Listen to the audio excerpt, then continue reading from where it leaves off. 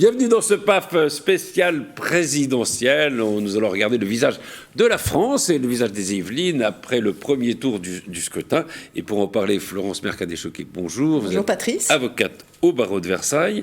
Laurent Mazory, bonjour. Vous êtes bonjour Patrice. Adjoint au maire de Lancourt, vice-président de 50 ans d'Yvelines et président de TV78. J'ai tout dit. Et contribuable. Porte-parole de l'UDI pour les Yvelines. Porte-parole de l'UDI pour les Yvelines. Les contribuables, en effet, oui.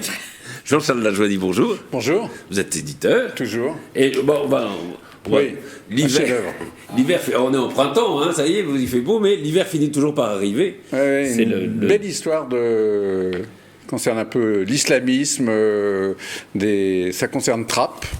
Voilà, c'est quand même, on n'est pas loin. Oui, il y a un califat installé à Trappes. Et c'est quoi le prix de l'évêché ? Le prix de l'évêché, c'est l'hôtel de police de Marseille, qui distribue, qui fait un prix littéraire qui est vraiment bien. Et donc, voilà, cet auteur a obtenu ce prix pour son précédent livre. On va dire ça avec plaisir. Et celui-là est vraiment un peu angoissant par moment quand même, mais d'actualité. Voilà, ah oui, totalement.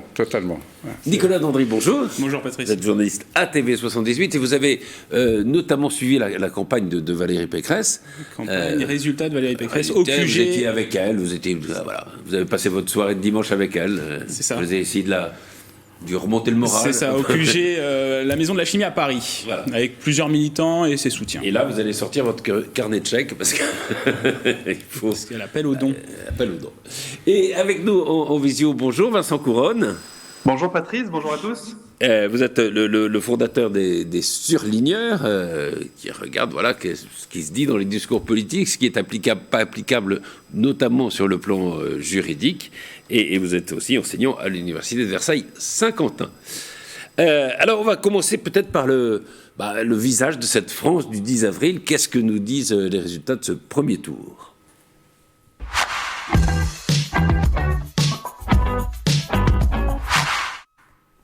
Alors, on va commencer d'ailleurs par les deux gagnants, les résultats. Macron-Le Pen, on nous disait, des sondages nous disaient que les Français ne voulaient pas de ce match retour, et pourtant, il a lieu. Moi, je voudrais citer un premier gagnant, c'est la participation. Parce qu'on a quand même eu un grand stress de savoir si elle ne serait pas très en retrait. À la finale, elle n'allait pas, il y a même une progression. Donc déjà, la démocratie a gagné. Deux, je voudrais aussi citer un autre gagnant, c'est d'ailleurs répondre à ceux qui sont pour l'abstention, qui disent toujours « personne ne représente mes idées ». Je crois qu'on avait un panel complet de l'ensemble de tout ce qui peut se faire en matière d'idées politiques avec le nombre de candidats. C'est incroyable, les gens qui disent « je trouve pas ». Je vois pas de pays au monde où on a un tel arc-en-ciel de représentation potentielle, donc ça fait un deuxième gagnant. Voilà.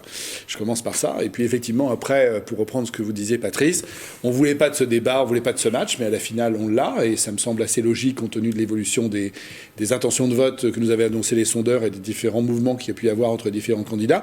Et à la finale, effectivement, on rejoue ce qui s'est passé la dernière fois, mais avec quand même un étage différent. Une composition du paysage politique a été complètement remaniée, et des partis qui sont alors je ne parlais même pas du Parti Socialiste, mais on en parlera peut-être tout à l'heure, qui sont quand même en voie quasiment d'extinction aujourd'hui, en tout cas leurs candidats, et y compris... Pour ce qui s'est passé chez LR aussi, sur lequel il y a de vraies questions à se poser de recomposition du paysage politique. Et pendant que vous en parlez, on voit en effet l'abstention 26-31 en France. Les Yvelines ont plutôt un peu plus voté encore que le reste que la moyenne nationale. Oui, c'est pas une abstention énorme. Autant, comme on nous l'a annoncé, il y a plus de votants par exemple qu'en 2002. C'est une abstention à peu près normale. Il y a Jean Lassalle aussi, quand même, qui a fait un score extraordinaire quand même. Il fait 2 fois plus qu'Anne Hidalgo, à peu près. Il faut quand même noter ça. Et donc il pourrait devenir maire de Paris. C'est le sujet. Sans aucun problème. On aurait des bistrots à tous les coins de rue. Ça vivre à nouveau à Paris. deviendrait une ville agréable à vivre. Oui, c'est agréable à vivre. Et d'ailleurs, dans son village de Lourdieu-Sichères, dans les Pyrénées-Atlantiques, donc vous êtes presque originaire. Voilà, exactement, palois d'origine. Et à Lourdieu-Sichères, il fait 60%. Il arrive en tête. Et alors que Anne Hidalgo fait 2% à Paris. Il faut comparer. Vincent, justement, alors, ce match retour Le Pen-Macron, Macron-Le Pen, il s'explique aussi sociologiquement. C'est-à-dire qu'on a l'impression qu'on a quand même deux France qui s'affrontent. La France un peu des grandes métropoles, la France de la périphérie. C'est ce que disait hier dans ce livre qui s'appelait L'Archipel français. C'est ce qui était assez démontré. C'est-à-dire qu'on a une nouvelle structure sociologique qui a des implications politiques.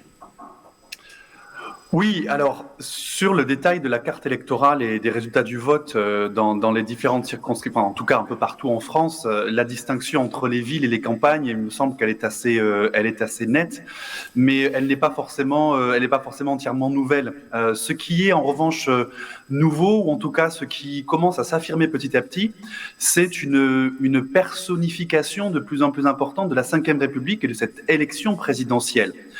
Au point où désormais, même si encore une fois c'est pas nouveau, mais c'est quelque chose qui s'implante de plus en plus et qui désormais a éclaté au grand jour avec cette élection-là, c'est vraiment la place de la personne candidate devant même son programme. On a bien vu Emmanuel Macron qui a très peu fait campagne, donc assez peu de gens pourraient citer, à part la retraite à 65 ans, pourraient citer des promesses ou des éléments de programme.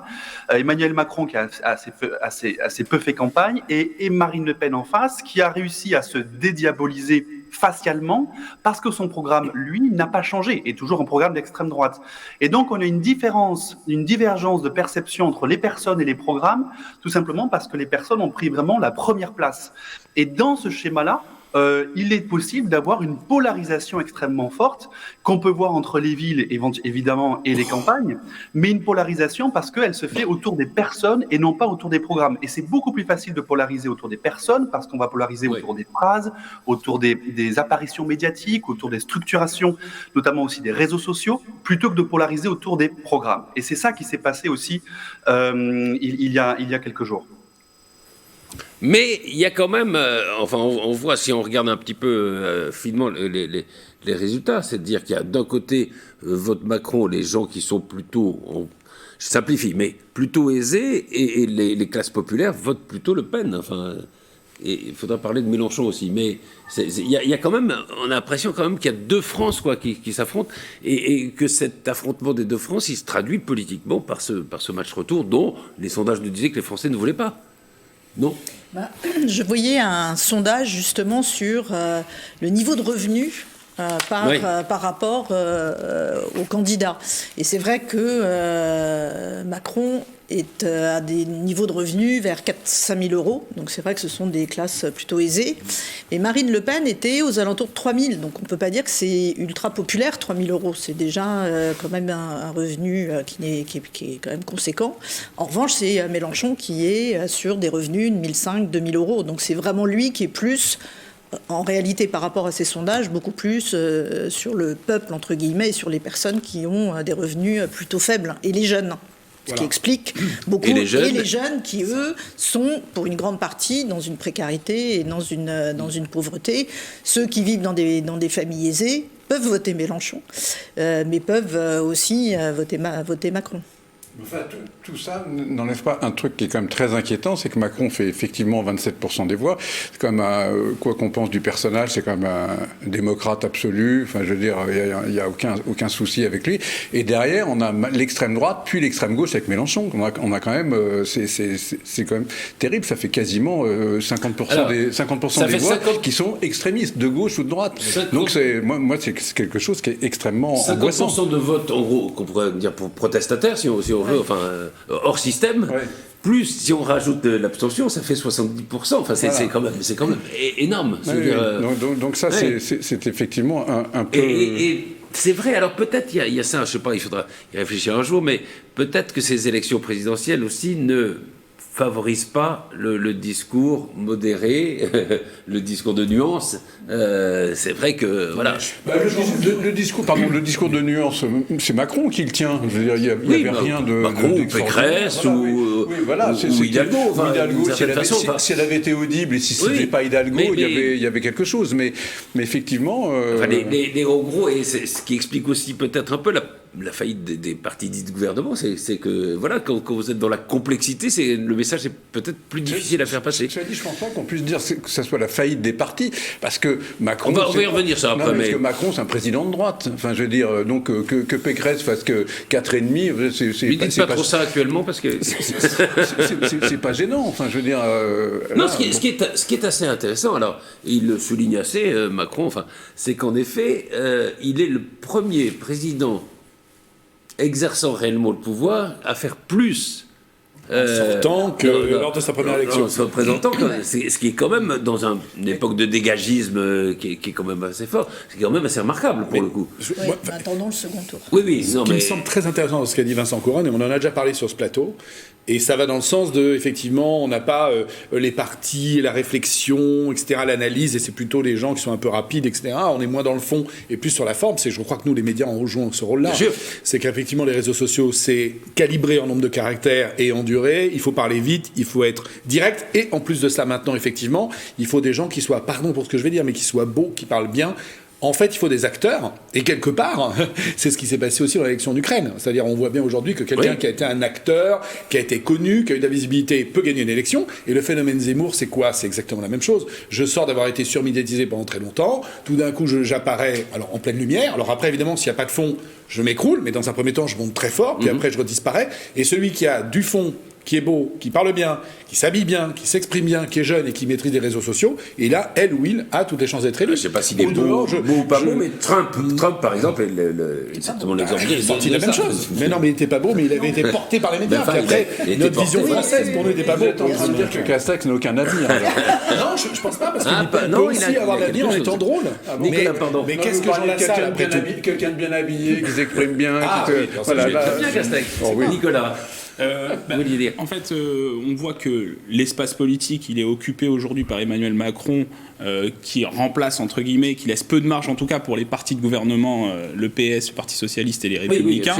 Et aujourd'hui, la composition politique, elle est claire, c'est qu'il y a un espace assez large qui va de la droite de gouvernement jusqu'à la gauche de gouvernement, en passant par le centre, qui est occupé par Emmanuel Macron et qui laisse à côté les extrêmes, forcément, Marine Le Pen et Jean-Luc Mélenchon.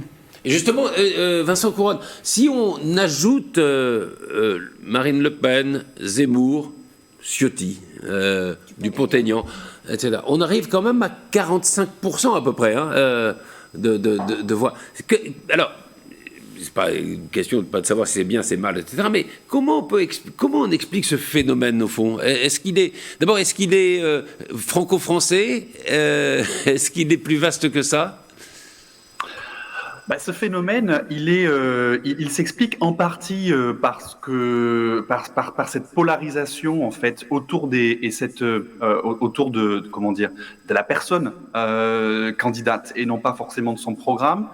Et par le fait que Marine Le Pen, qui faisait peur encore en 2017, ne fait plus, en tout cas fait beaucoup moins peur aujourd'hui. En tout cas facialement encore une fois, parce que, je le répète, son programme reste un programme d'extrême droite. Et donc ça, c'est quelque chose qui facilite énormément évidemment sa popularité et le fait qu'on puisse envisager qu'elle soit élue dans une dizaine de jours. Ailleurs en Europe, on ne voit pas ce phénomène de manière aussi claire. Ailleurs en Europe, il existe encore en fait les partis traditionnels, même si ils sont bouleversés ou ils ont pu être bouleversés un peu comme en Espagne, un petit peu en Allemagne, etc. par des partis un petit peu challenger, un petit peu comme La République en Marche en France, ou des partis parfois un peu plus d'extrême droite, ou encore peut-être plus de gauche radicale. Je pense notamment au Portugal et à l'Espagne. Mais ce sont des mouvements qui ont un peu fait long feu et qui n'ont pas duré, ou qui se sont pas installés dans la durée, en tout cas, il y a aussi fortement que ce qui se passe en France. Et donc, ce qui inquiète notamment les Européens aujourd'hui, et puis aussi, bien sûr, le reste du monde qui regarde un petit peu cette élection française, c'est la possibilité, curiosité européenne, cette possibilité que l'extrême droite puisse arriver au pouvoir. Quelque chose qui n'est pas envisagé ni au Royaume-Uni, ni en Allemagne, ni même en Espagne. En Autriche, il y a pu y avoir une coalition avec l'extrême droite, mais On n'a jamais eu comme ça, dans un pays aussi grand et aussi stratégiquement important que la France, la possibilité qu'un parti d'extrême droite, qu'une candidate d'extrême droite arrive au pouvoir. Donc ça, vraiment, c'est une singularité française, et je la mets en tout cas sur le compte de cette personnalisation à outrance de l'élection présidentielle qui a fait que on a regardé la personne, Marine Le Pen avec ses chats, plutôt que son programme, c'est-à-dire un programme qui est quand même largement xénophobe, voire raciste, et qui n'est pas un programme qui a vocation à mettre en danger la République, notamment la séparation des pouvoirs, la préservation des droits, etc. Mais Vincent Couronne a tout à fait raison, parce qu'on a voulu tellement diaboliser Zemmour que du coup on a béatifié Marine Le Pen depuis 3 mois. On l'a montré, non, mais comme le dit Vincent, on a montré Marine Le Pen avec ses chats, on a fait des reportages sur elle en colocation avec sa copine. Elle est devenue quelqu'un de tout à fait qu'on avait quasiment envie d'inviter pour boire une bière avec Jean Lassalle, quoi. Donc, oui, non mais c'est. On entend d'ailleurs des gens qui disent aujourd'hui, on pourrait l'essayer, puis si ça marche pas, on passera quelque chose d'autre dans 5 ans. Comme s'il n'y avait pas, l'enjeu n'était pas. Bah oui, mais alors, puis Nicolas. Il y a la stratégie de sa campagne aussi, oui, parce qu'elle a beaucoup parlé des diabolisation. sujets de pouvoir d'achat. Absolument. Finalement, puis au vu du contexte, c'était la préoccupation des Français. Alors que Éric Zemmour s'occupait de sa partie du programme de sécurité et d'immigration, on sait très bien que Marine Le Pen est aussi sur ces sujets. Du coup, elle n'avait pas besoin d'insister. Elle n'avait pas besoin d'insister parce que Éric Zemmour le faisait pour elle, et finalement, elle insistait sur la préoccupation des Français, le pouvoir d'achat. Moi, j'estime qu'il y a quand même aussi quelque chose qui touche au fond du fait de créer le Front National de toutes pièces, alors que les partis qui sont succédés depuis 40 ans n'ont jamais quand même traité la problématique de l'identité nationale, du renforcement de nos frontières, alors que tous les autres États dont on parle et qui disent aujourd'hui « comment se fait-il qu'en France, l'extrême droite va arriver ?» C'est pas l'extrême droite qui arrive en tant qu'extrême droite, c'est le message qu'il porte, c'est un peu comme l'écologie. Vous voyez ce que je veux dire? C'est-à-dire que le parti écologique ne devrait pas exister si on faisait tous de l'écologie, l'extrême droite ne devait pas exister si on avait une politique claire pour traiter l'immigration d'une certaine façon, renforcer le contrôle aux frontières, se dire qui on veut qui vienne chez nous, qui on ne veut pas qui viennent, qui on veut qui repartent, quelle typologie d'immigration on veut, enfin, ce que tous les autres pays du monde, d'où qu'ils soient, font. Et c'est pas une problématique d'extrême droite. À partir du moment où vous ne traitez pas ce sujet-là, et c'est pareil pour Emmanuel Macron, il lui manque cette jambe-là, bah évidemment, vous laissez cette porte à tous les autres pour le récupérer avec une vision beaucoup plus extrémiste et pour exister. Moi, les gens qui me disent aujourd'hui au bureau de vote, alors ils ne disent pas au bureau de vote, ils me disent en sortant, j'ai voté Marine Le Pen. Je dis, mais vous n'avez pas cette typologie. Il dit, oui, mais comme pour Zemmour, oui, mais traite un sujet dont personne ne s'occupe. Bah, si vous ne vous occupez pas du sujet, il y a une place pour que les gens s'en occupent. Même chose pour l'écologie. Si vous en occupez pas, il existe un parti écologique. Si vous en occupez, bah, il y aurait effectivement Marine Le Pen au même niveau que son père il y a 30 ans. On a laissé faire. On a mis en place tout un tas de choses où les gens se disent je ne suis plus chez moi, vision caricaturale et qui n'est pas xénophobe, qui est juste liée à la visibilité, à la perception qu'on en a et à ce qu'on constate aujourd'hui. Si vous laissez effectivement, vous avez effectivement une diabolisation d'une part en termes d'image et qu'en même temps vous ne traitez pas le problème, évidemment vous laissez les extrêmes perdurer, exister. Et c'est la même chose pour LFI, pardon. LFI, on dit ah oui, mais alors c'est le parti du wokisme, et puis ils aident beaucoup des étrangers chez nous. Mais c'est normal, si vous vous occupez pas des étrangers qui sont chez vous, si vous les aidez pas, vous leur permettez pas d'arriver, vous leur mettez pas toutes les chances en ligne, évidemment quelqu'un les récupère. Enfin, c'est démocratiquement logique. Et c'est pas juste lié qu'à la personnalité de Jean-Luc Mélenchon. Bien sûr, c'est un excellent orateur. On peut retrouver là un peu ce que Marine Le Pen est devenue aujourd'hui parce que c'est également une excellente oratrice. Oui, mais il porte aussi des idées qu'on n'a pas traitées. Pardon. Oui, et je pense qu'en complément, je suis tout à fait d'accord avec ce que vous dites, et en complément, c'est qu'elle s'est emparée avec Jean-Luc Mélenchon du problème du pouvoir d'achat. Aussi. Et ça, il y a des tas de personnes qui sont à la rue, qui ont un pouvoir d'achat très faible, tout en travaillant avec, qu'on voit les infirmières, qu'on voit les enseignants. Il y a des vraies problématiques sur ces sujets-là. Et ce matin, j'entendais parce que Marine Le Pen était sur France Inter, et il y avait une auditrice qui a voté Mélenchon au premier tour, et qui disait à Marine Le Pen, convainquez-moi de voter pour vous, parce que je ne voterai jamais Emmanuel Macron. Je ne m'abstiendrai pas parce que aller voter est extrêmement important pour la démocratie. Je ne voterai pas blanc. Donc maintenant, convainquez-moi de voter pour vous. Qu'est-ce qu'elle fait alors si elle ne vote pas blanc, c'est qu'elle ne s'abstient pas, qu'elle ne vote pas Macron. À mon avis, elle a donné la réponse. Voilà, c'est ça. Et donc, elle a terminé en disant... peut-être un peu bête. Non, mais elle voulait... Voilà. Et c'est clair qu'elle va voter Marine Le Pen. Oui, mais elle a terminé son intervention en disant... Moi, j'ai 61 ans, il va falloir que je travaille longtemps parce que j'ai eu, pareil, une carrière hachée et parce que j'ai un pouvoir d'achat extrêmement faible. Et vous parlez du pouvoir d'achat. Et évidemment, Marine Le Pen a embrayé. Et si on regarde les statistiques, le pouvoir d'achat a plutôt augmenté pendant le quinquennat. Oui, voilà, exactement. Il ne faudrait pas d'Emmanuel Macron. C'est-à-dire que, voilà, après, il y a la réalité, puis il y a la réalité ressentie. Enfin, c'est comme la température. C'est comme la météo, mais bon. Et il y a aussi un phénomène qui est quand même assez important, qui est ressenti par une partie importante de la population. C'est une sorte de, je veux dire, de haine anti-Macron, enfin de rejet, de ressentiment. On déteste toujours nos présidents, Patrice. Ouais. En réalité, on les déteste toujours. Pas plus, pas moins. On détestait Nicolas Sarkozy, rappelez-vous. À la fin, on détestait pas Hollande, mais on se moquait de lui en disant bon, c'est ridicule. Enfin, c'est typiquement français. Vous savez très bien, on élit quelqu'un. Alors, le problème, c'est que là, il n'aura pas les 100 jours. Mais d'habitude, on a 100 jours pour être bon. Puis à partir du 101e jour, on peut plus rien faire. Les gens sont dans la rue. Ça sera la même chose. Peut-être qu'il n'y aura même pas les 100 jours. Non, je pense que. Enfin, on est resté typiquement de la Révolution française. On adore aduler. Vous savez, c'est comme on adore la couronne d'Angleterre. On dit c'est magnifique. Qu'est-ce que ça m'intéresse, nos amis anglais. Et en même temps, on brûle les rois, on leur coupe la tête. Donc, c'est très français. Il y a 7 millions de gens qui ont voté pour lui, quoi. Donc, oui, absolument. C'est pas une telle détestation. C'est vrai qu'on a une image qui est quand même un peu troublée. Ah oui, tout le monde le déteste. La preuve que non. Non, mais voilà. Dans les propos, il me semble que, ressentir. Parfois, on adore parler, on en parle souvent ensemble. Encore une fois, c'est le train qui n'arrive pas à l'heure versus le train qui arrive à l'heure. Donner la parole à quelqu'un qui va dire le président de la République, il est super, je l'adore, on s'en fiche. Par contre, celui qui va dire je le déteste, on va lui donner la parole. Honnêtement, c'est aussi ça. Non, et puis que les opposants au président sont de plus en plus haineux.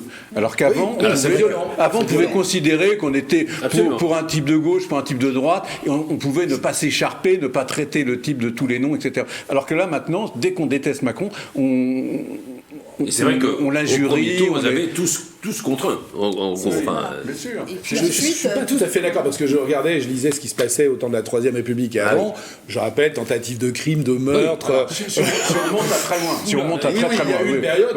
Je me souviens, il y avait du temps de Clémenceau, je ne sais plus quel président de la République était mort, et dans le journal le lendemain matin, il y a Clémenceau qui dit le président machin est mort. J'ai compté tous les Français ce matin, il n'en manque pas un. Non mais c'est extraordinaire. Il y avait une violence. Imaginez maintenant. Sans compter l'action française. Non, mais je parlais pendant la Ve République. Et en même temps, il y avait des. Oui, Vincent Couronne. Oui, je dis effectivement, je suis d'accord avec ce que dit Jean-Charles sur les questions de haine et en politique aujourd'hui. Marine Le Pen, ça n'a pas été la seule à parler de pouvoir d'achat. Jean-Luc Mélenchon a aussi parlé de pouvoir d'achat. Emmanuel Macron a aussi parlé de pouvoir d'achat. Il le fait depuis un moment avec la guerre en Ukraine et les différentes tensions au sortir de la crise du Covid. En réalité, pourquoi est-ce que c'est Marine Le Pen qui a cristallisé un petit peu le vote en faveur du pouvoir d'achat ? Tout simplement parce que elle ne dégageait pas cette même aversion que pouvait dégager peut-être quelqu'un comme Jean-Luc Mélenchon, qui effectivement a une personnalité peut-être plus clivante aujourd'hui que celle de Marine Le Pen, qui s'est tellement adoucie dans les médias et dans son discours, qu'au final, c'est pas le pouvoir d'achat, mais peut-être le pouvoir d'achat qui a pris le pas chez Marine Le Pen. Ah, c'est très bien. On va la retenir. Alors, on va peut-être passer aussi, alors on en parlait un petit peu au début, il y avait beaucoup de gens qui disaient on va retrouver le clivage droite-gauche, ça va revenir, etc. 2017 était une exception. On voit là qu'au contraire, le phénomène s'est considérablement aggravé. Rappelez, Anne Hidalgo fait moins de 2%. Valérie Pécresse divise par 4 le score de François Fillon. Vous étiez donc dimanche avec Valérie Pécresse. Oui, effectivement, au QG de Valérie Pécresse, ce qui se passait, c'est que le constat était clair. Déjà, il y avait pas beaucoup de militants. Valérie Pécresse a fait son discours. Elle a annoncé qu'elle allait voter Emmanuel Macron au second tour. Et alors, par contre, l'élément de langage qui était présent, c'est qu'elle n'a pas fait elle n'a pas donné d'ordre de vote pour le second tour. Elle n'a pas donné de consigne de vote pour le second tour. Elle souffle, quand on réécoute le discours, elle le souffle en fait, en disant voilà, si Marine Le Pen est au pouvoir, ça sera catastrophique pour la France. Donc en fait, c'est à demi-mot une consigne de vote. Oui, absolument. On sent bien qu'il y a une gêne. C'est-à-dire que, personnellement, c'est un des problèmes d'ailleurs peut-être de Valérie Pécresse, c'est qu'elle n'a jamais été elle-même dans cette campagne, me semble-t-il. C'est directement le résultat de la primaire. Il a fallu recomposer entre la droite de la droite et puis les centristes qui restaient encore. Je parlais de l'UDI qui la soutenait, etc. Et à un moment donné, la conciliation est impossible. Et quelque part, en fait, ce qui se passe aujourd'hui avec Emmanuel Macron, c'est aussi la redécomposition du UMP qui, rappelez-vous, est née de j'absorbe une première partie de l'UDF, puis je réabsorbe une deuxième fois, particulièrement dans les Yvelines, dont la majorité des élus étaient des UDF qui ont rejoint l'UMP. Et aujourd'hui, ça se redécompose et les anciens UDF se disent mais non, moi je suis plutôt Macron parce que je suis plutôt centre-droit et certainement pas extrême droite. Je suis très républicain au sens de la République avec un majuscule. Et concilier et marcher sur ces deux jambes, voire sur ces trois jambes-là, c'est très très compliqué quand vous avez derrière vous des lieutenants qui vous surveillent en se disant j'aurais aimé être à ta place. Ça reste quand même, on connaît les êtres humains et les élus et les politiques, ils avaient envie. 2, je t'aide et je te soutiens, mais pas trop, et en même temps je te surveille. Et si tu sors de la ligne qui est un peu trop la mienne, ça va mal se passer. Conclusion, elle se retrouve à être au centre de la droite, avec effectivement des gens qui tirent vers Macron et qui tirent vers une tendance Marine Le Pen, etc., avec des régionalisations sud-est, avec un UMP, un LR du sud-est qui est une espèce de chose étrange venue d'ailleurs. Dans lequel il y a un combat fratricide. Je peux rien affirmer, et quand je m'exprime fortement alors que c'est pas ma nature. Je pense que c'est très compliqué. Hein. Tout ça, on a l'impression qu'elle a fait ce qu'elle ne savait pas faire et ce qu'elle ne voulait pas faire. C'est aussi toute la bêtise des primaires qui découle du fait que les deux grands partis, les deux ex-grands partis qui sont le parti de Valérie Pécresse comme le Parti socialiste ne sont plus gérés par des gens qui ont une quelconque envergure, mais par une sorte de secrétaires généraux. Olivier Faure, qui n'a absolument le charisme d'une huître, et Christian Jacob, qui est un bon technicien de la politique, etc. Mais c'est marrant parce que ce sont des baraques qui ne sont pas tenues. Alors qu'à l'époque, il y avait des présidents de parti qui prenaient un secrétaire général du PS qui prenait le pouvoir. Mais deux présidents de parti qui sont présidents du groupe parlementaire à l'Assemblée nationale. C'est-à-dire que Christian Jacob, je crois que Christian Jacob a été président du groupe, oui, absolument. Les Républicains à l'Assemblée nationale, et aujourd'hui Olivier Faure, je crois, c'est Olivier Faure qui est président du groupe des socialistes. Est-ce que vous imaginez par exemple? Vous avez raison. Non mais alors d'abord, autrefois il y avait des leaders, ce qui fait qu'il n'y avait pas de primaire. C'est pas le problème de la primaire. Quand Sarkozy se présente, quand Chirac se présente, mais vous avez quand même le parti de Gaulle, de Chirac et de Sarkozy qui fait moins de 5%, le parti de Mitterrand et de Hollande qui fait moins de 2%. Parce que personne ne tient la baraque. Et quant aux primaires, alors vous avez raison de dire ce que vous dites, mais si vous reportez au moment où il y a eu ces primaires LR, qui avaient été contestées d'abord en disant une primaire fermée, c'est pas terrible, et puis quand elle a eu formidable, hein, il y a eu un escalier du débat. Oui, et puis parce qu'on essaie de se rassurer à bon compte. Moi, vous me connaissez, j'ai aucune sympathie pour l'extrême gauche et pour Mélenchon. Mais est-ce que vous imaginez Mélenchon faire une primaire au sein de la France Insoumise? Est-ce qu'on imagine Marine Le Pen faire une primaire? C'est définitivement pas un système français, la primaire. Enfin, je pense qu'il faut à un moment qu'elle soit interne, qu'elle soit ouverte, ça ne marche pas. C'est le premier tour des élections présidentielles. Point barre. Vous le faites en 3 tours. Là, on va même pas le faire en 3 tours, on va le faire en 5 tours. Une primaire, 2 tours, plus 2 législatives. Mais comment voulez-vous... Enfin, c'est lunaire. Et effectivement, on manque de leaders charismatiques, ou s'ils y sont... Puis alors après, on va se le raconter. Au sein des partis, c'est un peu... il vaut mieux à la limite que personne n'y arrive plutôt que quelqu'un y arrive et que ce soit pas moi. Donc je neutralise tout le monde. Vous faites une primaire, tout le monde se neutralise, et après on prend un milieu qui satisfait l'ensemble des extrémités du parti. Mais ça peut, enfin, à un moment donné, ça fonctionne pas. Ça fonctionne temporairement parce qu'effectivement nous les médias, on donne la visibilité à ces primaires et c'est le phénomène. Absolument. Ça monte parce qu'on entend, on voit les gens, donc forcément ça monte. Puis dès que la primaire est finie, hop, paf, ça redescend parce que vous êtes dans l'espèce de division et les divisions continuent de. Bien sûr. Et puis officiellement je te soutiens, mais je soutiens pas. Vous trouvez qu'au Parti socialiste, Anne Hidalgo était très soutenue par les éléphants qui restent. Et regardez, je n'ai pas entendu. Et la possibilité de Pécresse, justement, d'arriver à retenir Ciotti. Donc il ne faut pas que je dise. Mais évidemment. Et Sandrine Rousseau qui a passé son temps à essayer de déconstruire Jadot. Enfin, je veux dire, donc, non, c'est. Vincent, sur ces primaires, c'est définitivement pas un système français ou enfin. Je pense qu'effectivement, ça n'a pas l'air d'être un système français, cette primaire. Ça prend pas, ça fonctionne pas depuis qu'on les met en place. À quelques exceptions près, François Hollande, mais qui a remporté la primaire dans des circonstances un peu particulières, puisqu'il prenait la place un petit peu de Dominique Strauss-Kahn, qui avait été empêché pour les raisons que l'on sait. Donc, ça fonctionne pas aussi. Je pense peut-être que, pour une des raisons, c'est que la culture démocratique en France est très faible, malgré tout. Et que cette culture démocratique, elle faible tient uniquement grâce à l'élection présidentielle. On n'a pas cette culture, par exemple, parlementaire, du compromis, de la coalition en France, comme on peut l'avoir dans quasiment tous les autres pays européens. Et donc une primaire, en fait, c'est ça, c'est une sorte d'élection parlementaire interne à un parti politique, à l'issue de laquelle le chef qui va être candidat, enfin qui a été élu, doit faire des compromis avec toutes les composantes de son parti. C'est quelque chose qui est tout à fait envisageable et qui se fait en Allemagne et qui fonctionne en Espagne, qui fonctionne en Autriche, etc., mais qui ne fonctionne pas en France parce que justement on n'a pas cette culture parlementaire démocratique. En France, on a la culture du chef et du chef charismatique, ce qui n'est pas forcément une bonne nouvelle pour la démocratie. En France, compromis égale compromission dans l'esprit des gens. Ouais. Dès qu'on parle d'accord, c'est forcément magouille. Voilà. Donc compromission. On va pas refaire l'histoire, mais même si on parle, en effet, vous avez raison de dire qu'il y a l'exception de Hollande. Qu'il faudrait tempérer parce que du coup il a laissé quand même à Martine Aubry le soin de désigner les candidats à la députation et ça lui a valu les frondeurs donc qui ont pourri absolument son quinquennat. Nicolas, donc il y a eu aussi des réactions du côté de LR. Effectivement, dès le soir même au QG de Valérie Pécresse, on a croisé notamment Alexandra Dublanche, donc vice-présidente au conseil régional et proche de Valérie Pécresse, et on va l'écouter. Il faut surtout que notre parti reste uni pour les combats prochains à mener. Et donc, effectivement, pas une voix à l'extrême droite. Valérie Pécresse a toujours eu une position très tranchée face aux extrêmes. Et donc, voilà, c'est tout à fait cohérent avec sa position. Il y a un espace politique pour ce projet, ça c'est certain, j'en suis persuadée. Je reste persuadée que ce projet est le meilleur pour l'avenir du pays. Et donc, il faut qu'on continue à le pousser, à le défendre, à commencer lors des élections législatives, bien évidemment. Je pense que déjà, il faut présenter nos idées. Donc, c'est ça l'enjeu, c'est présenter les idées que je porterai face à tous ces enjeux dont on vient de parler, dont on n'a pas du tout parlé pendant la présidentielle.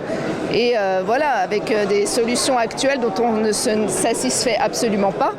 Et donc ça va être ça la campagne, et de défendre aussi un territoire, bien sûr, auquel je suis très attachée, dans la 5e circonscription des Yvelines, et que je connais très bien, sur lequel je travaille depuis 5 ans. Donc voilà, on sait que Alexandra Dublanche a déjà annoncé sa candidature pour les législatives dans la 5e circonscription. C'est exactement ça.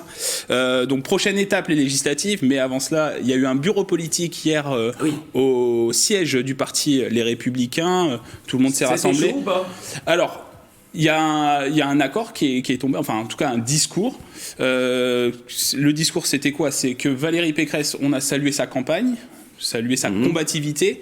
La priorité aujourd'hui, c'est de préserver l'unité du parti en essayant de trouver cet espace dont parle Alexandra Dublanche, un espace politique entre l'extrême droite d'un côté et Emmanuel Macron de l'autre, pour avoir une droite indépendante.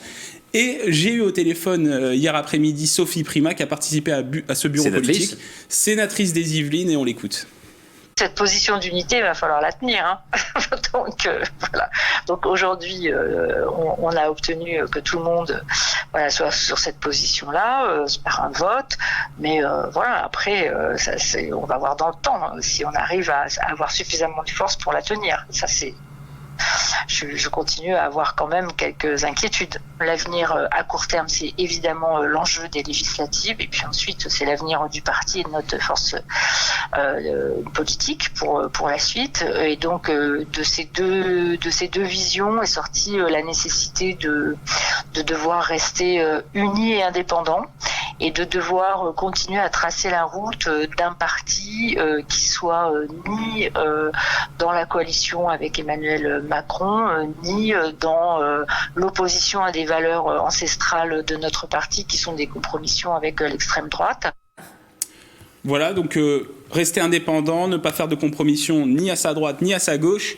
Et Gérard Larcher a publié un communiqué de presse hier soir à 19h suite au bureau politique. Un peu tardif, hein. Suite aux réunions aussi à l'Assemblée nationale. Le groupe parlementaire des Républicains s'est réuni à l'Assemblée nationale et au Sénat. Donc il annonce qu'il votera Emmanuel Macron dans son communiqué, qu'il faut conserver cette droite indépendante. Et ce matin, Jean-François Copé, qui était chez nos confrères de France Info, parlait d'une possibilité, en tout cas c'est sa volonté, et c'est la position qu'il a défendue hier au bureau politique, c'est de faire un pacte de gouvernement avec Emmanuel Macron. Donc on voit que l'unité, elle est de façade, il y a déjà des divisions qu'on voit apparaître dès aujourd'hui. Il en avait déjà parlé dimanche soir, Copé, en demandant, en faisant un appel à Macron, en disant il faut ouvrir peut-être sa majorité de Sarkozy, je crois, de proposer un pacte. Enfin, on ne sait pas trop. C'est assez amusant que Copé reprenne. C'est assez amusant que Copé reprenne une idée de Sarkozy, mais oui, c'est pour ça. Mais comme nous sommes la télévision des Yvelines, je voudrais citer également le tweet de 20h02 de Pierre Bédier, président du conseil départemental, qui tout de suite dit je suis gaulliste et j'appelle à ce qu'on soutienne Emmanuel Macron, etc. Gaulliste et chiracien. Gaulliste et chiracien, voilà, exactement. Il y a un phénomène qui est très intéressant. On va voir ce que vont donner les législatives, mais est-ce qu'on n'est pas dans une situation où vous avez des partis nationaux, LREM, Rassemblement National, qui gagnent des élections nationales, et puis des partis comme le LR, comme le PS, qui sont quand même encore assez bien implantés localement, et on aurait au fond deux sortes de... C'est assez intéressant, je ne sais pas si LREM n'a pas réussi à s'implanter dans les mairies, dans les... députés, c'est autre chose, mais enfin dans les autres élections, non. C'est clairement une question, et c'est ce que soulevait d'ailleurs Jean-François Copé, que aujourd'hui Jean-François Copé veut faire un pacte de gouvernement avec Emmanuel Macron pour que justement les Républicains deviennent une implantation locale pour Emmanuel Macron. Il veut jouer sur ce discours, le fait que ce serait la représentation des territoires, disons, et avancer avec leurs idées de décentralisation, parce qu'on sait que Valérie Pécresse avait des propositions sur la décentralisation, ce que n'a peut-être pas Emmanuel Macron, en tout cas, ce qu'il ne met pas en avant dans son programme. Je ne vais pas prêcher pour ma paroisse, mais j'aurais quand même rappelé que l'UDI est probablement un des partis qui a le plus d'élus locaux dans les communes de moins de 50 000 habitants, et que par conséquent, on peut se servir aussi d'une très très belle jambe locale pour aider effectivement l'REM si besoin est, et nous sommes quand même un parti centriste. Je ne voudrais pas que LR soit le seul à penser qu'il soit présent, parce que je crois que sans l'UDI, il y aurait quelques difficultés à gagner à la fois des régions et des départements et des communes. Mais ce que je veux dire par là, c'est qu'on n'imagine pas LR faire 4% aux législatives. Vous voyez ce que je veux dire? Non, mais par contre, législative, il y a des c'est le nombre de députés qui fait la différence, pas le nombre de... Alors, il y a un gros avantage. Vous savez quand même que la vie politique française est financée par le résultat et le nombre de votes du premier tour des législatives. Donc c'est important parce que comme LR est face à des difficultés financières, le nombre de votants permettra de financer le fonctionnement du parti. Ça, c'est la première. Mais Patrice, il faut surtout avoir au moins 51% pour faire élire ses députés. Oui. Parce que sinon, vous pouvez avoir un fort taux. Si vous êtes en dessous du parti majoritaire, ça sera ce qui s'est passé la dernière fois. Vous aurez un maximum de LREM qui seront élus. Il y a peut-être une différence très importante, c'est qu'il n'y a plus l'effet waouh de la première fois. Alors voilà, est-ce qu'il y a l'effet... Je rappelle qu'on a élu des députés qu'on connaissait ni d'Ève ni d'Adam, qui étaient pas présents du territoire, qui habitaient à Reims, qu'on connaît toujours pas d'ailleurs, à part quelques-uns très limités. Pas sur le territoire des Yvelines, on les connaît. Oui, oui, mais de là à dire que les habitants les connaissent... C'est pas vraiment une équipe de winners, les députés... Voilà. C'est-à-dire que oui, c'était comme les députés gaullistes du temps de Gaulle. Du coup, ça accrédite la thèse soulevée par notre collègue ici présent, c'est que probablement qu'LREM aura besoin, plus que la dernière fois, d'avoir une emprise locale de gens quand même un petit peu connus, étant reconnus sur des territoires, et peut-être que la porte ouverte par LR ou l'UDI par rapport à cela, peut être une façon effectivement de faire élire des députés pour soutenir la majorité. Attention après au risque que vous évoquiez tout à l'heure, d'avoir une majorité composite dans lequel vous avez du mal à faire bloc et d'avoir on va dire pas unanimité, mais une grosse majorité pour voter certains projets de loi quand vous avez presque des frondeurs au sein de ce que vous auriez recomposé pour garantir d'avoir le nombre de députés élus. Mais là, vous partez du principe que ce serait Emmanuel Macron qui serait élu. Ah oui, non, mais vous avez raison. Non, effectivement. Parce qu'on peut avoir un dans l'autre cas de figure, figure, c'est la cohabitation, parce que je ne crois absolument pas que les Français soient en capacité d'envoyer une majorité d'élus RN à l'Assemblée nationale. Il faut bien y réfléchir aussi. Ils ont envoyé une majorité LREM, alors qu'il n'y avait pas de parti. Oui, mais c'était l'effet waouh. Ils ont... Marine Le Pen, je ne suis pas sûr que ce soit waouh. Vous le rassurez un peu à bon compte. Oui, mais ça marche bien. C'est vrai que c'est catégorique. J'ai toujours mieux s'auto-satisfaire. C'était le calcul de Chirac en 80 qui disait on aura la majorité aux législatives alors qu'il y a eu un raz-de-marée socialiste. Il y a toujours eu l'effet de légitimité a toujours joué. Maintenant, est-ce qu'il rejouera cette fois-ci? C'est en effet une question qui juste à agir par rapport au propos de Laurent. Est-ce que l'UDI localement pourrait faire alliance avec LREM? Alors, il y a un bureau politique qui a lieu ce matin, en ce moment même, et donc nous serons fixés à midi sur à la fois le soutien que nous apporterons ou pas. Enfin, j'ose imaginer que le soutien nous l'apporterons à Emmanuel Macron. Je ne me sens pas soutenir Marine Le Pen, et je crois qu'à ce moment-là, je ne représenterai plus l'UDI la semaine prochaine. Je vais être très clair sur ce point. Je pense qu'à ce moment-là, il faut donner de la visibilité de l'horizon, probablement, à nos engagements. Et donc, de là à dire qu'il y aura un soutien, ça va dépendre de la position qu'on va prendre. Mais ça sera localement. Ça peut se prendre localement. Ça dépendra forcément très de la clairement, décision oui, nationale. on sera logique avec nous-mêmes. On est un bloc d'élus centristes, de républicains, de démocrates, d'humanistes, et par conséquent, on prendra une position qui sera certainement unique. Pardon, après, si certains, effectivement, veulent prendre des décisions unilatérales, je pense qu'ils seront appelés à quitter l'UDI. Et je faisais une petite blagounette en parlant d'Horizon, et pourquoi pas rejoindre Horizon, s'ils ne veulent pas rejoindre La République En Marche directement. Horizon étant le parti de Philippe. Oui, il faut se projeter à... Pardon, excusez-moi, je vous rappelle qu'on va assister à quelque chose d'extraordinaire, c'est qu'Emmanuel Macron ne peut pas se représenter pour un troisième mandat, donc du coup, en même temps, ça donne une forme de liberté de décision, puisqu'il est sujet à aucune réélection, ça sera intéressant à voir, mais par conséquent, il faut déjà travailler avec qu'est-ce que l'on fait après, et la question de qu'est-ce que l'on fait après dans la recomposition qu'on vient de parler, c'est quid du futur candidat représentant les idées centraux, droite-gauche, d'Emmanuel Macron, effectivement, probablement Édouard Philippe, en tout cas, c'est comme ça qu'on le pense. Et du coup, comment se recomposeront et LR et l'UDI et les autres partis centristes par rapport à Édouard Philippe, qui est un peu plus quand même centre-droit qu'il n'est centre-gauche. C'est pour ça qu'il faut se positionner, à mon avis, maintenant pour le futur. Et ce qui est intéressant, c'est que les Yvelines peuvent être un mini-laboratoire de ce que pourrait être la droite française après cette élection, parce que aujourd'hui, quand on regarde le conseil départemental, Pierre Bédier, il dirige une majorité avec le MoDem, avec l'UDI, avec les Républicains et avec Horizon, puisque Carl Olive, le maire de Poissy, qui soutient Emmanuel Macron et qui fait partie de ce mouvement Horizon, est vice-président. Le maire de Saint-Germain, en tout cas, aussi, siège à la majorité. Ouais. Je ne sais pas s'il a encore son poste de vice-président du conseil départemental des Yvelines, mais en tout cas, il siège dans la majorité de Pierre Bédier aujourd'hui. Donc ça peut être un modèle de ce que peut devenir la droite française, la droite de gouvernement française. Un mot sur peut-être, on va aborder le phénomène Mélenchon, parce que c'était quand même intéressant, il n'était pas passé loin du deuxième tour.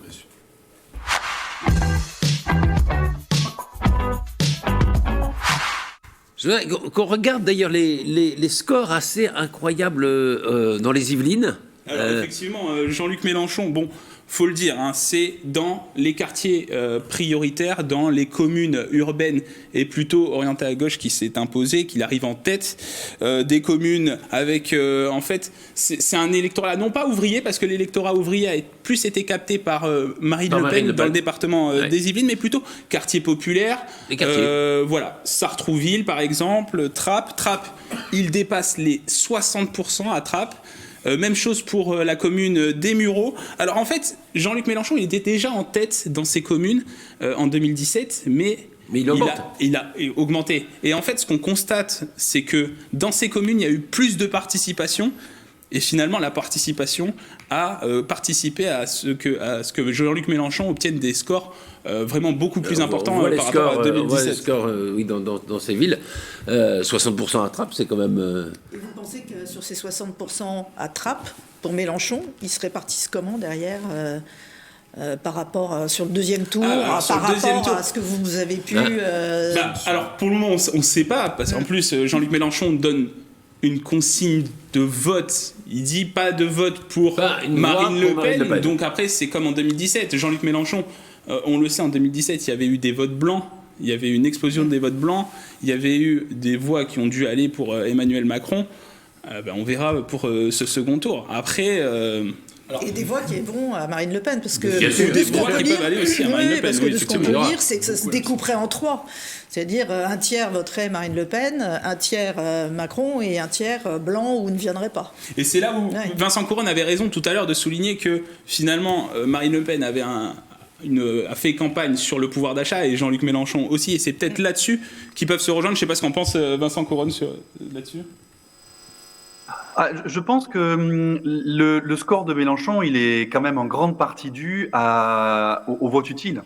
Et donc, il faut faire attention à ce que ce score, qui est effectivement assez, qui est une victoire, hein, un échec transformé en victoire en réalité pour la France insoumise, que ce score en fait ne soit pas juste une bulle temporaire. Et donc ça, on verra en fait après le deuxième tour, on verra pour les législatives aussi, si le Parti communiste, le Parti socialiste ont vraiment été dévitalisés par la France insoumise, ou si au contraire il n'y avait qu'un effet vote utile. Et ce que je note en tout cas, par rapport à la question du pouvoir d'achat, à la question aussi de la justice sociale, à tout un tas de questions traitées par Jean-Luc Mélenchon, c'est que jusque-là, Mélenchon insistait beaucoup lors de ses campagnes sur la 6e République. Or, les questions institutionnelles et constitutionnelles, en général, passionnent peu les foules. Ici, il a très peu parlé de 6e République, même si ça fait toujours partie de son programme, pour plus parler des questions, évidemment, sociales, économiques, et puis évidemment, forcément, dans les dernières semaines, plus internationales et diplomatiques. Donc, c'est ça aussi qui a sans doute aidé à le porter un peu plus haut, à faire que son programme soit plus incarné par des mesures qui étaient plus facilement identifiables par les électeurs, plutôt que de parler d'une 6e République qui n'est qu'une coquille dans laquelle il faut pouvoir mettre des politiques. Et là, il a parlé de ces politiques. Il est assez clair que si vous êtes un électeur de gauche et vu la nullité des autres candidats, il y avait quand même une tentation de dire, voilà, je ne vais pas aller voter pour quelqu'un qui va faire 1,7%, je vais peut-être voter pour quelqu'un qui peut être au deuxième tour. Il y a probablement une partie importante de vote utile dans le très bon score de Mélenchon, non ? J'ai l'impression que si vous êtes un électeur de gauche du Parti socialiste issu du siècle des Lumières, qui avait combattu pour la laïcité, etc., moi j'aurais du mal à voter Jean-Luc Mélenchon compte tenu de la typologie des électeurs que j'ai vu venir dans mon bureau de vote. Donc je pense que vous êtes de gauche probablement, mais très très à gauche quand même. Parce que si vous êtes de gauche ou centre-gauche, je ne sens pas, enfin je sais pas, moi mes amis socialistes ne votent pas Mélenchon. Je suis d'accord avec vous, mais il y avait aussi un côté, en votant Mélenchon, ces gens-là se sont dit, on va empêcher Marine Le Pen de faire un trop gros score. Donc voilà, c'est pas du tout un vote. Je pense qu'il y a pas un vote d'adhésion pour Mélenchon dans beaucoup de gens qui ont voté Mélenchon. C'était simplement un vote un peu par défaut. Ok, comme le dit très justement Patrice, on va pas voter pour quelqu'un d'aussi pitoyable que Anne Hidalgo. On va pas voter pour telle ou telle personne. Voilà. Après, il faut regarder aussi sur le terrain, puisqu'on parle des Yvelines. D'autant que le programme environnemental de Mélenchon était plutôt aussi bien que celui de Jadot. Enfin, de ce point de vue. Il ne faut pas oublier qu'une grosse partie, les quelques élus locaux qui soutenaient Mélenchon dans les Yvelines, on va prendre le maire de Trappes par exemple, puisqu'il était dans les clips, Ali Rabet.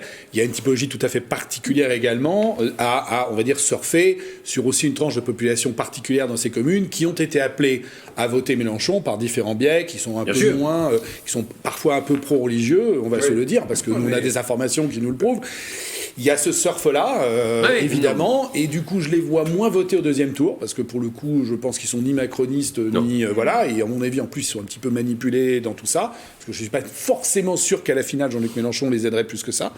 Et je pense que ceux-là iront plutôt vers l'abstention, parce qu'ils ne reviendront pas au bureau de vote. Et moi, qui est président du bureau de vote, j'ai vu beaucoup de gens, puisqu'on suit, puisqu'on a une fiche, qui venaient voter pour la première fois, mais y compris qui venaient voter pour la première fois, qui n'avaient pas 18 ans, c'est-à-dire qui avaient 35 ans, et j'ai voté pour la première fois. Bon, surpris de les voir voter. Voilà. Et donc, on a une progression sur mon bureau de vote, dans un quartier qui est plutôt populaire, puisque la clé de Saint-Pierre à Elancourt est plutôt un quartier populaire, et dans lequel ces gens sont venus voter. On voyait bien parce qu'on leur avait dit qu'il fallait voter, et donc ces gens-là, je ne les vois pas reprendre dans ce qu'ils avaient. Je pense qu'au deuxième tour, on les perdra, et donc je pense qu'on a une augmentation effectivement des Yvelines de l'abstention, et avec une disparition quand même assez importante des gens qui votent pour Mélenchon, justement issus des quartiers. Ce serait intéressant de voir le deuxième tour dans les quartiers, là où il était en tête au premier.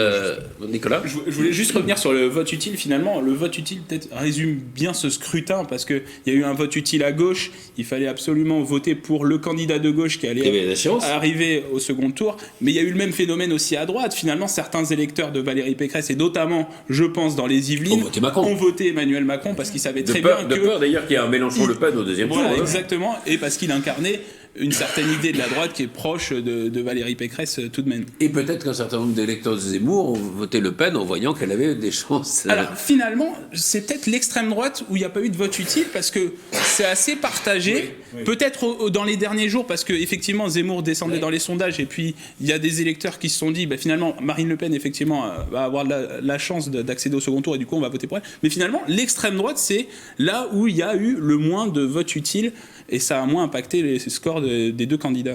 On peut voir d'ailleurs les votes de Le Pen et de Zemmour dans les Yvelines, c'est assez intéressant. Où est-ce qu'ils font des bons scores ? Alors, Marine Le Pen, on peut dire qui a une sorte de croissant du Rassemblement national qui part du sud Yvelines, qui longe toute la frontière avec l'Eure-et-Loire et qui remonte jusqu'à l'Eure. Et en fait, ça fait une sorte de croissant sur toute la partie ouest du département jusqu'au nord du département, dans des petites communes qui sont entre 200 et 1000 habitants. J'ai un chiffre, Marine Le Pen arrive en tête dans 41 communes des Yvelines. Ah, quand même. Voilà, mais c'est des petites communes, avec ruralité, mais vraiment très éloignées des grandes villes, parce que finalement, dans certaines zones rurales, je pense par exemple à la plaine de Versailles, les villages autour de Maule, les villages autour de Feucherolles, Saint-Nom-la-Bretèche, là ça vote Macron. Donc c'est de la ruralité, mais c'est pour Emmanuel Macron parce qu'on est proche. C'est la ruralité quand chic. même. Oui, voilà, c'est la ruralité. Oui, c'est ça. Oui, est-ce que je veux dire Plus de sacs de golf que de tracteurs. C'est assez bourgeois. Je veux dire, on est dans la campagne. Ouais. Non, mais vous avez raison. Dans la campagne yvelinoise, on est mais quand on descend aussi vers le Rambolitain et vers la vallée de Chevreuse, on a le même phénomène. Finalement, il y a des communes rurales où il y a très peu d'habitants, mais ça vote Emmanuel Macron. Emmanuel Macron arrive en tête dans ces communes. 201 communes dans lesquelles Emmanuel Macron est en tête. Et Zemmour alors ? Et alors Éric Zemmour, deux scores notoires, c'est Versailles où il arrive en seconde position, et Le Chesnay-Rocancourt où il arrive aussi en seconde position. Ouais. Donc Macron largement devant. Versailles étant à peu près sociologiquement assez semblable. Oui, c'est vrai. Emmanuel Macron arrive largement en tête à Versailles, mais Éric Zemmour arrive à récolter 19% des suffrages. Loin devant Valérie Pécresse. Valérie Pécresse qui est en 4e position, juste derrière Jean-Luc Mélenchon. Ouais. C'est quand même là aussi assez inattendu.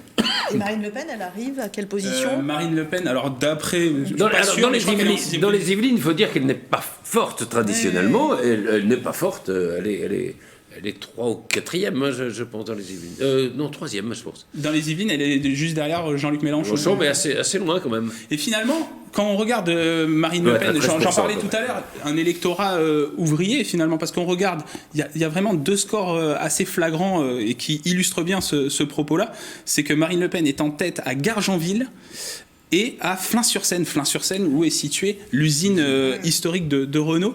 Et dans ces deux communes-là, Marine Le Pen arrive largement en tête. Il faut savoir que Gargenville, c'est quand même 7000 habitants et Flins-sur-Seine, c'est 3000 habitants. C'est les deux plus grosses communes où elle arrive en tête dans le département. Après, le reste, comme je le disais tout à l'heure, c'est des communes... 13,77%, c'est-à-dire très très loin quand même de son score national. Hein. Et quand on regarde certaines communes aussi, on voit qu'il y a un vote contestataire quand même, parce que c'est des zones où on a pu, et on l'a suivi d'ailleurs pendant la crise des Gilets jaunes, les Gilets jaunes se mobilisaient dans ces zones-là. Quand on va vers le Mantois, quand on s'approche de la frontière avec le département de l'Eure, je pense notamment à ces communes de Bonnières-sur-Seine, de Freneuse ou de Mantes-la-Ville. Mantes-la-Ville, Jean-Luc Mélenchon est en tête, juste derrière c'est Marine Le Pen. Et dans plusieurs communes, il y a ce phénomène-là. Donc où la ville qui a été dirigée par le Front National, par Cyril Notte entre 2014 et 2020, mais on voit que dans ces communes-là, c'est un vote contestataire, puisque c'est Marine Le Pen qui est en tête, Jean-Luc Mélenchon derrière, ou vice-versa, Jean-Luc Mélenchon en tête et Marine Le Pen juste derrière.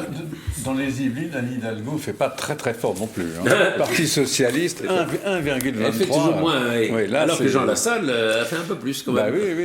Même s'il n'est pas encore, c'est pas son département favori, mais... Ça sera intéressant de voir la répartition des élections locales qui vont avoir lieu bientôt par rapport à ce que vous venez d'annoncer, effectivement. C'est assez... Mantes-la-Jolie, Mélenchon fait 54%. Il arrive en tête avec 54% des voix. Mais c'est... pas avec la même intensité. Il n'avait pas le même niveau de suffrage. Mais Jean-Luc Mélenchon était déjà en tête au premier tour en 2017 à Mantes-la-Jolie. Allez, on termine en se projetant un peu sur le 24. Parce que je pense que Florence est très inquiète. Que va-t-il se passer le 24 avril donc ?